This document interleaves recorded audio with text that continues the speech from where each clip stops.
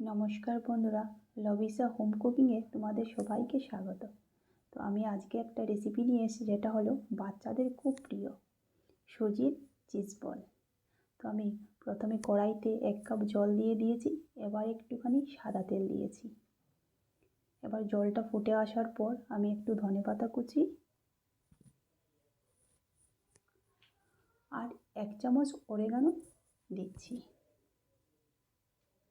যেহেতু বাচ্চাদের, সেই জন্য আমি একটুখানি চিলি ফ্লেক্স ইউজ করছি, বেশি দিলাম না। এবার আমি 1 কাপ সুজি দিয়ে দিয়েছি। এটাকে ভালো করে নেড়ে আমি রেখে দেব। ঠান্ডা হয়ে যাওয়ার পর ভালো করে চটকে আমি একটি মণ্ড তৈরি করে নেব। এবার হয়ে গেছে আমার।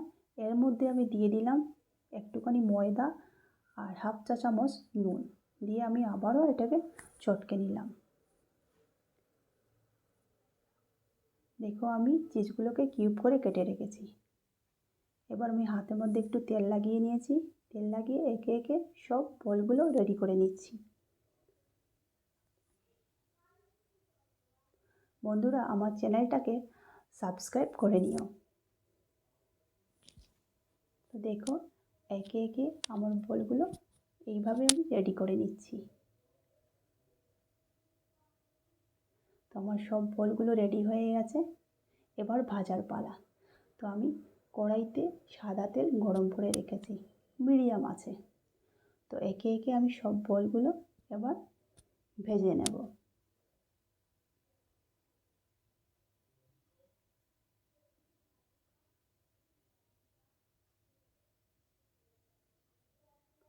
তো আমার বলগুলো সব ভাজা হয়ে গেছে।